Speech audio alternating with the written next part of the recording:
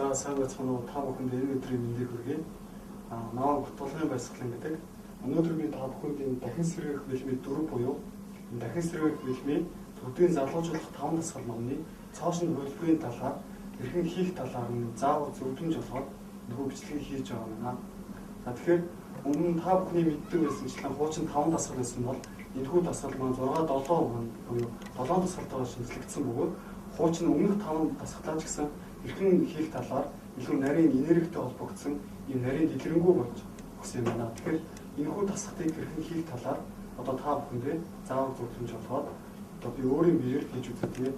За тэгээд өмнөх хөлбөр дээр байдаг гэсэнчлэн эхний 5 дасгал өргөндөө хэвээрээ боловч илүү нарийн басан байгаа. За нэгдүгээр дасгалын тухайд гэх юм бол хуучин шигээ гараа алдал зогсож байгаад баг зэрэг толгоогоо нар зүг тийш нь олгож олно. Аль байр нэрээ босоод хөдлөлтөөр эргэлдэх хэрэгтэй байна.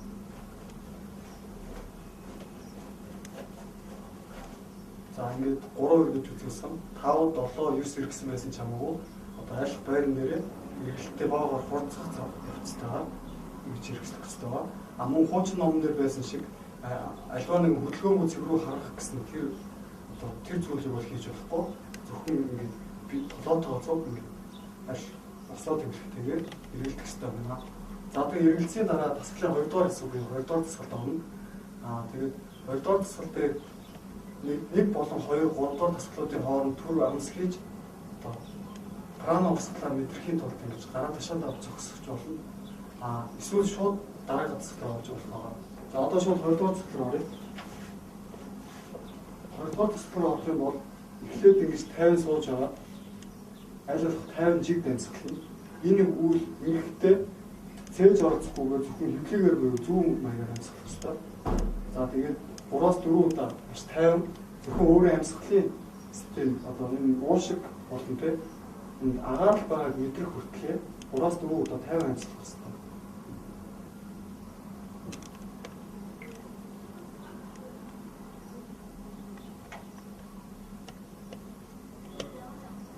За ингээд мэдэрсэн бол цаашаа хөгжлүүлээд хөвтөх ёстой бөгөөд хөвцснийхаа дараагаар бас 3-4 удаа 50 амсгална.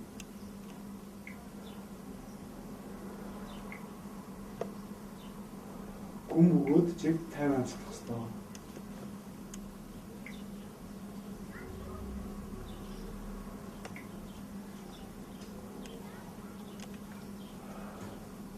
За амсгал дууссан дараа одоо илүү бясалгалсан байхтай болох бөгөөд наран сүлжээ орчимдоо амьсгал авах явцад энерги дүүрээд амьсгал гарах явцад бүх үеэр тэр энергийн жиг тарж ирнэ гэсэн үг 3-4 удаа амьсгал.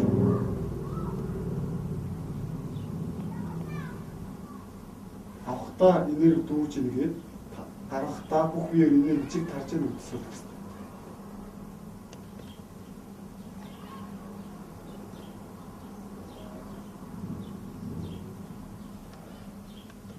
За ингээд 2-3, 4-5 удаа амьсгалаад наран сүлжээ орчмоор энерги өсөрөөсөн бол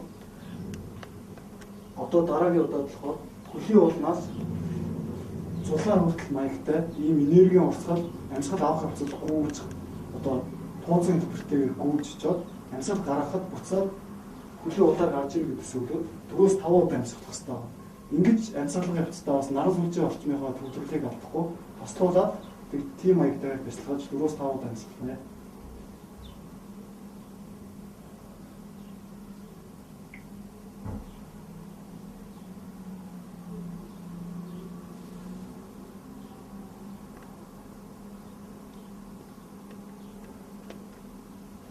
За одоо ингээд дасгалын 1-р хэсэг дууссан бөгөөд 2-р хэсэг буюу яг жинхэнэ махан биеийн дасгалд орно. Энэ дасгалын 1-р хэсэг буюу бясалгалын хэсгээр бие махбод одоо энэ дасгалыг хийгээд бүрэн сэргсэн гэж үзэж байна. За үүний дараа амьсгал авах явцдаа зулаагаа айлуулах экстеншн чиглүүлээ. Нуруугаа одоо далаа одоо шаланд сайн одоо холгож өгөөд хүнлэрүүлэхгүйгээр амьсгал авах явцдаа зулаага айлах зулгууд дээшлүүлэх. Үүний дараа амьсгалаа үргэлжлүүлж явахдаа хөлөө зэрэг өргөх ёстой. Ингэхдээ наран сүлжээ орчимдоо төвлөрөөд наран сүлжээнийхээ энергиээр хөлийг өргөж ийн. Төсөөлөн бясалгаж энэхүү дасгалыг хийх хэрэгтэй байгаа.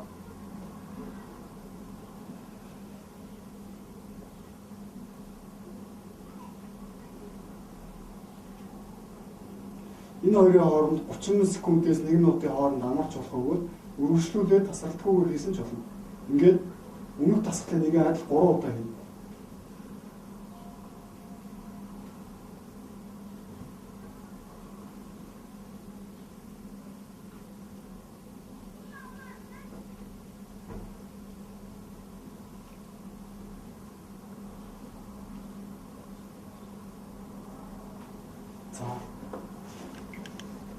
Нөгөө саяны 2 дугаар дасгал маань ерөөсөө махан биеийн дасгал биш бөгөөд наран сүлжээний орчмын энергийг сэргээх мөн энэ тасралтгүй уралддаг тэр энерги алдагцыг зогсоох зорилготой тийм дасгал байна. За одоо дасгалын 3 дугаар хэсэг буюу та бүхний мэдэх 3 дугаар дасгал руу оръё. 3 дугаар дасгалын хувьд баг зэрэг өөрчлөгдсөн зүйл нь юу вэ гэвэл өмнө хийхдээ бид нэр босоо маягаар хийдэг байсан бол одоо хөлн дээр аль сууж хийх ёстой. Дээрээс нь баг зэргийн бяцлал нэмэгдсэн. Дээрээс нь энэ хөлийг хэрвээ сайн сууж чадчихвал аль юм хөлийн ур эртдээс чиглэсэн байдалтай бүр аль урагшаа сууж чадвал бас болно. Хэрвээ одоогондоо сууж чадхаар өөр иймэрхүү маягтайгаар сууж болох бол яг төгсгийг юу иймэрхүү маягтайгаар суух хэрэгтэй. Ингэж суух явцад энэ нуруу хотоож өгдөг гол хэсгээрээ ингэж сууж чадчихвал энэ бас энэ дасгалыг хийхэд илүү хялбар төхөн байх бол. За тэгээд дасгалын ямар бяцлал нэмэгдсэн бөгөөд яаж хийх ёстой талаар та бүхэнд харуулъя. За тэгээд эхлээд гараас бол унжуулсан байдалтайгаар 2-3 удаа амьсгална. Ингэхдээ мэдээж саяны хэлсэнчлэн зүү амьсгалах хэрэгтэй бөгөөд шинж оролцохгүйгээр зөвхөн хэвлэлийн хэсгээр амьсгалах хэрэгтэй.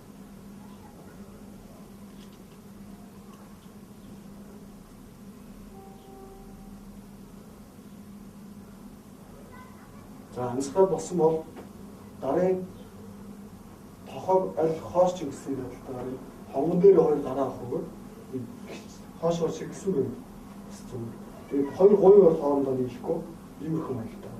За ингэж авсны дараагаас өдөө анаастайгаар зулаан орчмоо энергээр дүүргэж ирэх хэмээн төсөөлөд 2-3 удаа амьсгална.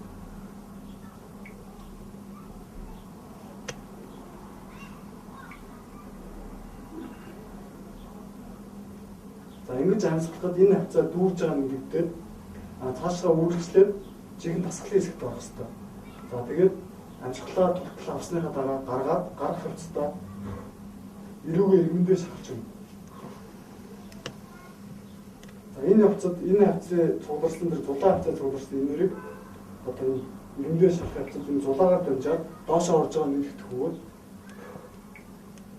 ингэж мэдрэгдсэний дараа хоошоо толгойг гэдийгээд энэ хавцтай амьсгалаа толгоороо гэдийгээд араас нь далайн айлах шахаж өгвөл тэгээд уруугаар айлах хотоож өгвөл тутлаасаа гэдийж өгөх хэрэгтэй.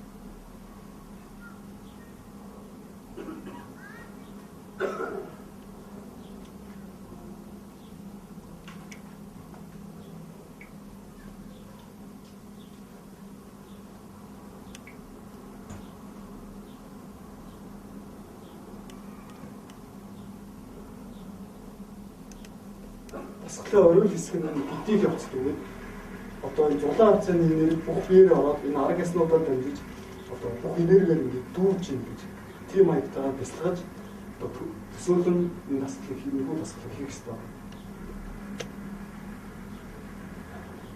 За өмнөхий адил 3 удаа хий. Хэрвээ та тоон нэмэгдэж байгаа бол 3 3 5 5 7 9 гэх мэтчлэн сондгоо тоогоор тус бүх дасгалыг ижил тоотоогоор хийх хэрэгтэй байна. За одоор дасгал нь энэ бодлын энергийг одоо өөрийн бие рүү оруулаад одоо хүний бодсон сансан зүйлс биелэхэд илүү тусалдаг тийм дасгал байна. За үүний дараа хуучин бидний мэддэг тэр 4-р дасгал руу оръё. 4-р дасгал нь 2-3 дахь дасгалыг бол илүү бага бяцлагтай одоо бяцлах явцдаа зөвхөн наран сүнжээний орчмын энергийг төсөөлөх хэрэгтэй юм аа. За ингээд ихэнх байдал өөрөө 90 градусын байдалтай суугаад гарааж асуу газар дээр болох юм яг цогны хажууд ингэ тэгшээ авах хэрэгтэй байна. За үүний дараа наран сүлжээ орчиндөө төвдрүүд наран сүлжээг сэргээгээд 2-3 удаа амьсгална. За амьсгалсны дараа амьсгал аваад гарахдаа эрүүгээ шахаж өгнө.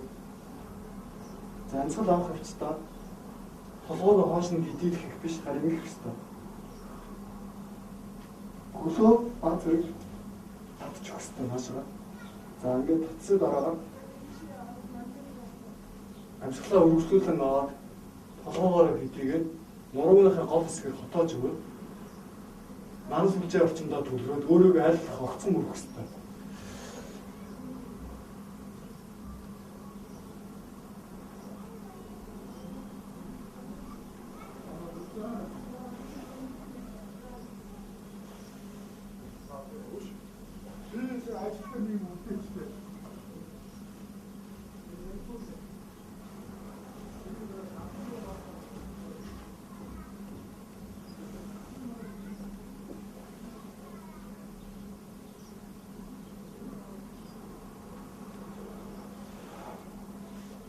Энэхүү дасгалын оргил хэсэг нь хаана өнө гэхээр өөрийнхөө биеийг нараас үлжээгээр дамжуулж энэ ширээ хэлбэртэй болохдоо үзүүгээ ойлгох сайн гэдгийг иждэг шиглэх явцад энэ бүхий бүх энерги, сөрөг энерги эрэг болгоод дээрэс нь өөрөө маш их энерги одоо шүршүүрт юм бол өөрийн тэр одоо сөрөг байгаа тэр бүх энергийг цэвэрлэх зорилготой юм дасгал авах юм.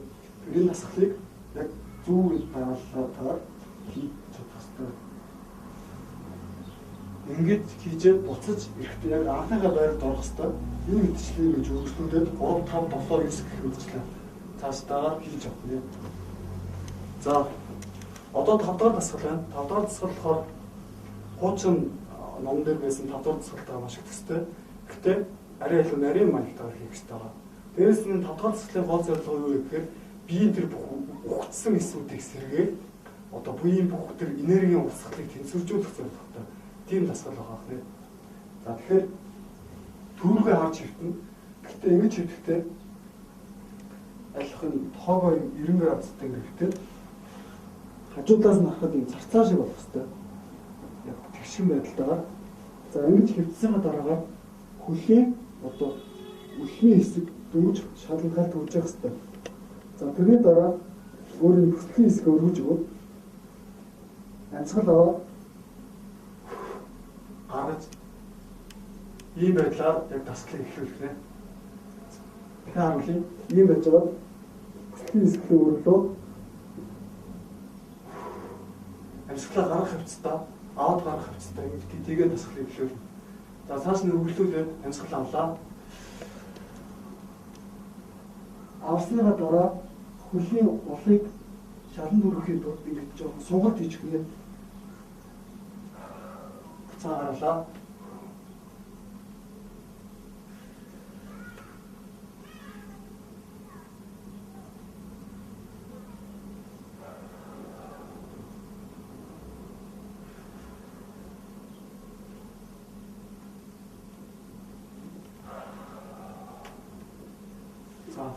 Энэхүү 5 дахь дасгалыг бас өмнөх дасгалуудтай адилхан одоо юм бөгөөд энэ үед бол их бяцлага гэхээс илүүтэй биеийнхаа тэнцвэрийг илүү мэдрэхийг хичээв зөвхөн. Дээрээс нь бас биеийн тэр урсгалыг айлгах тэгшин жиг төвөөрнө гэж байгаа мэдрэхийг мэдэрч хийх юм бол энэ дасгалыг илүү зөв ихнэ. Дээрээс нь ингэж хийх явцдаа биеийн хүчийг хөлийн уул юм уу гарын тохоод өгвөл гарчин фильтрат юм уу хөлчин булгаад гэж болно. Харин энэ цээж хэсэг буюу энэ хэсгээр нараас үлчийн орчмын энергиэрээ өөрийнхөө биеийг өргөж болох энэ дасгалаа гэх юм бол гар хөл хулахгүйгээр илүү тухтаагаар хийх боломжтой. Дээрээс нь бас маш зөв хийх боломжтой байна. Бүх энергийг зөв ойрлогдож байгааг мэдэрч чадж байвал энэ дасгалыг зөв хийж юм гэсэн үг байна. За тэгэхээр одоо жинхэнэ дасгалын гол хэсгүүд болох 6 7 дугаар дасгал оръё. 6 дугаар дасгалыг хийж сурах юм бол юунд ажиллахгүй болох тийм гайхалтай эрчим хүч өгж байгаа тухай бичигдсэн байдаг байгаа. Физик биет болон үйл үзэгдэх биет бүх биетээс хамгаалах юм гайхалтай чадрын өгдөг тийм дасгал байна. Тэгэхээр энэхүү дасгалыг хэрхэн хийх ёстой тухай одоо та бүхэн хэлж хэлье. Тэгэхээр ер нь энэ 6 дахь дасгалын бүтцэл их нэг юм.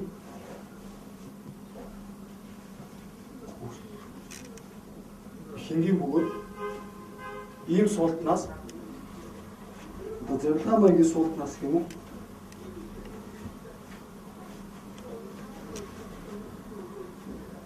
Хоёр өвдгнийхөө нүдэн дээр гараа тавиад алмазан нуруугаа чаналах зорилготой тийм дасгал. Гэхдээ энэ хүү дасгалыг анх хийж сурж байгаа бясалгалын хэсгийг хийх ёстой. Тэрхүү бясалгалын хэсгийг хэрхэн хийх ёстой тухай та бүхэн заавар зөвлөгөө өгье. Тэгэхээр аль болох их цогсон. Тэгээд одоо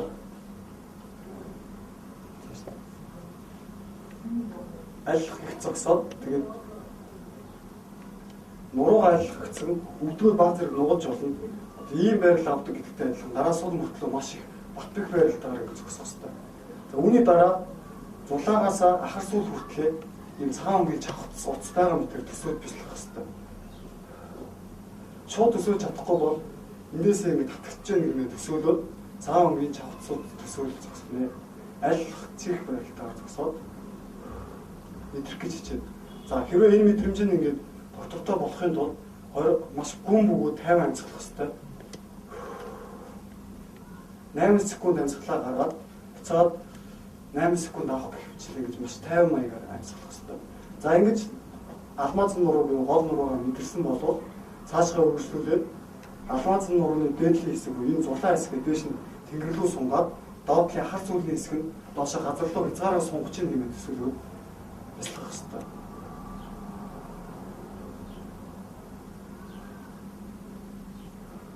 Ингэж бяцлагаад энэ хүн мэдрэмжийн доктортой болоод ирмэгт тэр тасралтгүй сунгасан байсан тэр цагаан өнгийн урт одоо тэр уцаагаар өөрийнхөө бие рүү шингээж байгаа маягаар төсөөлөх хэрэгтэй. За ингэж төсөөдөөд таны төсөөллийг дагаад энэ алмазан нуруу чинь чангалаад ирмэгт үргэлжлүүлээд яг жинхэнэ дасгалын үндсэн хэсэг байна. За ийм байрлалаас шууд суугаад өдрөг суулаад баруун хөлөө ийш нь сунглаад одоо хөл энэ хавцаа өрөх ёстой. Тэгээд энэ хоёрын завсраа хөлөө оруулаад өдрөн дээрээ гараад тавьж ингэж сууна. За ингэж суусны дараа амьсгалаа өргөжлүүлэн гаргана. Эрүү ирмэндээ шахаж өг. Энэ хавцад энэ гидс хэвлэн яваа бүх булчин чангалагдж байгаа мэдгэхгүй. Чангалтсан чигээр нь нуруугаа эцэх хэвээр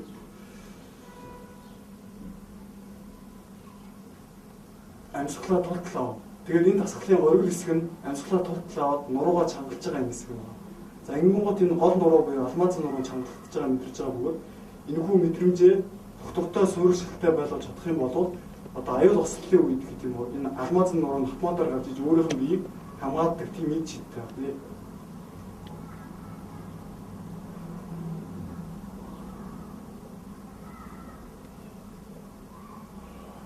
Одоо амьсгалаа буцаж гаргалаа. Толгойг хэвцэлээ. Дахиад амьсгалаа гаргууд энэ амьд чангалтлаа.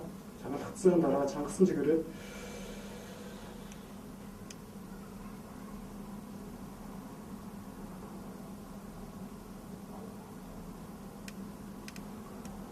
амьсгалаа төгжээд одоо буцааж гаргана.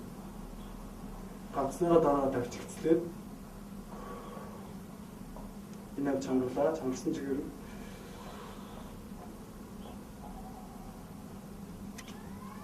хэвчлээ гээд 3 удаа хийх хэрэгтэй байна. Тэгээд 1-р дасгалаас бүх 2, 3, 4, 5, 6 дахь дасгал бүгд нүд анестаар хийдэг. Мөн 7 дахь дасгал ч гэсэн нүдэн анестаар хийдэг. Тийм дасгал байна.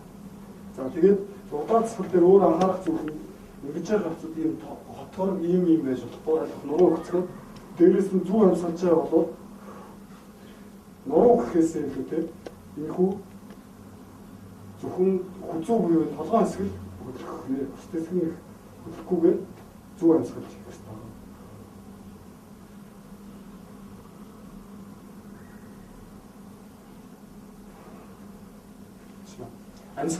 Амьсгалаа төгжих явцаа одоо өөрийнхөө хүссэн хэмжээгээр бас удаан барьж болно хэтрүүлэхгүйгээр тохиромжтой хэмжээгээр бас дасгалын нэг яг 3 удаа ингэж хийх хэрэгтэй. За одоо та бүхэн сүүлийн дасгал болох 7-р дасгалыг хэрхэн хийх ёстой тухай заавар зөвлөмжийг үзүүлье. Гэтэ анх сурж байгаа юм бол 7-р дасгалыг хийх болоогүй. Эхний 6 дасгалыг 3, 5, 7, 9 гэх мэтчлэн хамгийн багадаа 9 удаа маш сайн дадамгаар хийж сурсны дараа 7-р дасгалыг хийх ёстой. 7-р дасгалын гол зорилго нь энэхүү дасгалын хамгийн гол төлхөө дасгал буюу хамгийн чухал дасгал нөх. Дахин сэргээх мэлмээ буюу энэхүү тэнгэрийн мэлмээтэй бид бүхнийг холбож өгдөг. Дээрээс нь бидний энэ бүх аавра буюу энэ гэрхэн биеийг маань сэргээж өгдөг юм гайхалтай тасгал байна. Дээрээс нь хүн болгон дахин төрөх ёстой. Хүн болгон эхийн хөвлөд анх одоо бүрэлдэхтэй тодорхой хэмжээний энергийг хөдөлгөөнд оруулж одоо хүн болж мэдсэн шиг энэхүү мэдрэмжийг дахиж химик маягаар одоо сэргээж авч байгаагаараа дахин төрж байгаагаар онцлогтой тийм тасгал байна. За энэхүү тасгал нь эхний 6 тасгалыг маш сайн хийж сурсан бол мэдрэгдэх бөгөөд тасгалын үйл явц бол маш энгийн хялбар байна. За одоо ингэж 50 зогсож байгаа хувцастай өөрийгөө нарны гэрлийн урсгал дор зогсож байна гэмээр төсөөлөөд 50 алгуур амьсгалаа зогсно.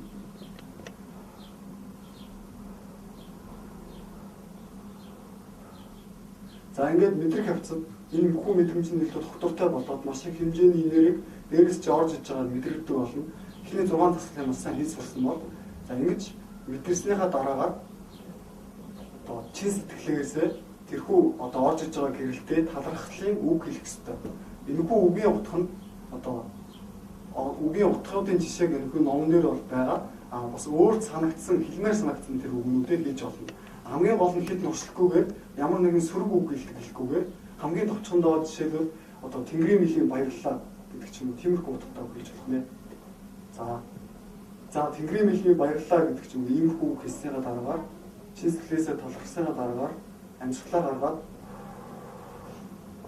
гараа цээжнийхаа урталт авчиж залбирах маягт гаргаж байна. 6 дугаар тасгалтаа төстэй нь юу гэхээр энэ хэсгийн бүх булчин чангалдаад нуруу хэцгэн гар харин урагшаа юм байл барилттай гэж байна. Нуруу айлах хэцгэн гар урагшаа гэж. За амьсгалаа гаргалаа. Амьсгалаа гаргасны дараагаар аваад баг зэрэг дэш түлээд нүдний орчинд тэгээд дадлуугаа харж болох өгөөд амьсгалаа аваад түгжээд хэсэг хар зогсно. За үүний дараагаар нүдээ ханаад үргэлжлүүлж амьсгалаа гаргалаа. Шаандаа үргээд бас хэсэг хугацаанд нүдээ зогсно. За дахиж амьсгалаа аваад нөгөө гэрлээ урсгалдаа энэ удаад бол үгээр биш бодол санаагаараа чин сэтгэлээс талархаад гэрлээ урсгалаа нүдээ зогсох хэрэгтэй байна. За ингээд хэсэг хугацаанд зогссны дараагаар амьсгалаа буцаж гаргаад чиг амьсгалаа зогсох нэ. За одоо ингээд гараад идгээд чиг амьсгалах явцад энэ бүх бие бүх хэдээс одоо угаатан цэвэрлэгдэж шинжлэгдэж байгаа мэдрэгдэх бөгөөд энэ дээд эрчим хүчиндээ чин сэтгэлээсээ талархаад нөгөө цогц тасгал буюу 7 тасгалаа дуусгах нэ. 7 дугаар тасгалыг илүү холбоостой үзүүлэх юм бол чин сэтгэлээсээ талархлаа, амьсгалаа гаргалаа, амьсгалаа аваад гарлуугаа төвлөрч хэсэг зогслоо. Энэ үед бол нүд нээлттэй гэж болно. Нүдээ буцааж янлаа. Шаанд үрлээ. Гаргалаа. Амьсгалаа дахиад аваад зогслоо. Амьсгалаа гаргалаа. Одоо жиг амьсгална. За одоо жиг амьсгалсан маягтайгаар ингэ чин сэтгэлээсээ талархаад энэхүү цогц тасгал маань дуусгана. За тэгэхээр энэхүү тасгалыг өдөр болгон одоо 20-30 минутын турш өглөө эрт юм уу орой тий унтахаас өмнө хийж болохгүй маш их залуужуулах одоо тэгээ эрүүлжүүлэх энергийн түвшин сэргээг энэ гайхалтай үн цэнтэй тасгал байна. За баярлалаа. Авчтай. Одоо